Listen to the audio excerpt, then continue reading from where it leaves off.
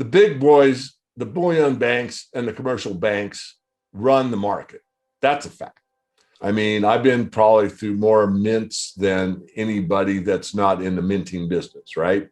Because I cover the whole gamut. I've been in private mints, I've been in government mints, and I know the process very well.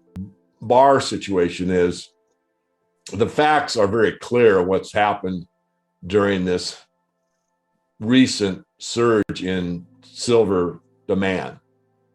And one is that the SLV and the SIVR have changed their prospectus. And the prospectus, if you read the SLV, and I highlighted some of it in the latest mortgage report, and the highlights are basically they have no liability.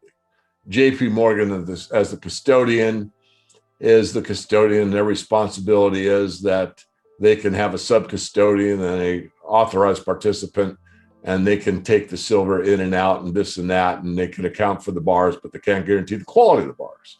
And they can't guarantee in the event of XYZ and you name it.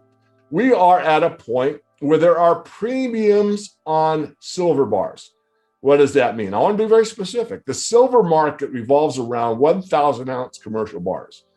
There's maybe one or two 1,000 ounce bars, meaning they're rough pours, roughly 1,000 ounces. They're stamped and hallmarked. The stamp shows in metal, pounded in, what the exact weight is. So it could be like 997.2 troy ounces, 999 fine, coming from the Perth Mint. And that would be a commercial bar. That's what determines the silver price. That doesn't determine the silver kangaroo price or a 100 ounce bar price. Now, it revolves off of that, and there's a premium to produce a 100 ounce bar, which is, roughly a commercial bar produces 10 of those. The point I'm making is that when you have the bare bones essence of the market calling for a premium, there's a reason for that. Now, we could bat back and forth several ideas of what the reason is. Something's got to give, or you got to pay more for a commercial bar, and that's a fact. Part number two is what is going on with this instantaneous inventory of bar numbers when we're talking trades that are like 110 million ounces of fine silver in a matter of 4 trading days. And instantly, these new sub-custodians happen to have all the bar numbers. Well, I will go out on a limb here and say, look, the inventory's there. It's just how many times is that inventory counted? And if you read the prospectus, and the sub-custodian isn't really responsible for anything, but they can make a bookkeeping entry. And I'm not saying they're doing this. I'm making a conjecture here, but I'm suggesting it's possible that they're making a bookkeeping entry to keep the books square so that when the audit is done, they can play, let's say, the 3-card Monty and lift up the hat, and there's the P, and put the hat down and move the P to the other hat and open up that hat, and the P's still over there. I mean, is that what's really going on? I don't know. What I do know is I've never seen a premium on commercial bars this happen. And the other part is everybody's got a reason why they can't produce the amount of silver. And I buy into that somewhat.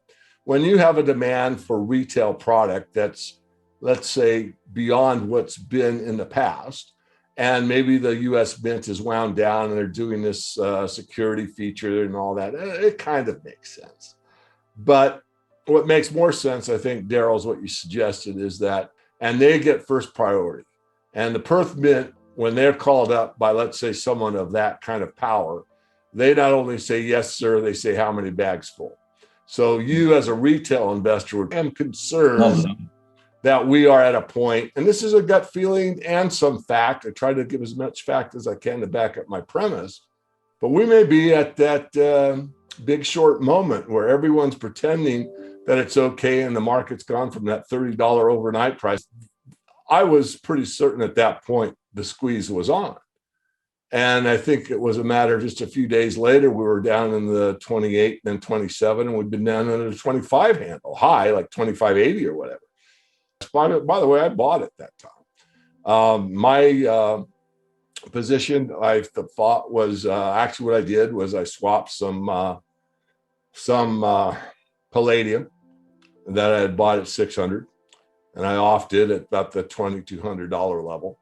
And I moved those funds into the silver market, because when we got that somewhat of a squeeze going, I was thinking I was making a good trade, and I'm yet to determine, I still think I'm doing okay.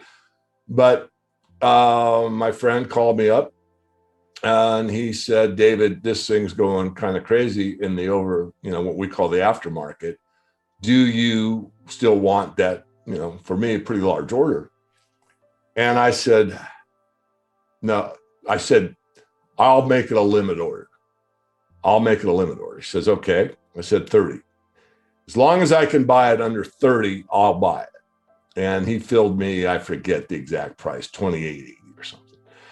And that is not a bad fill or anything. What I'm trying to say is, and as you said, one side does bars, one side does coins. Some places it's only making, basically silver rounds, but most do both. And it's really not a good excuse.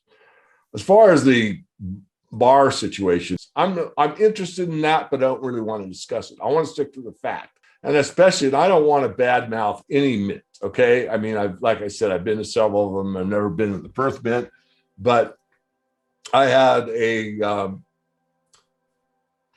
I'll say client that had a rather significant holding at the Perth Mint years ago, fully paid for, allocated, not unallocated. And it took much longer than it should have to get delivered. And it wasn't like he owed on it. It wasn't like it was, I have a debit or a balance due. It was paid for. All he was paying was storage fees that weren't in arrears or anything. He just said, ship it. Well, it's going to cost you to ship it. I know. I'll pay the shipping. Send it.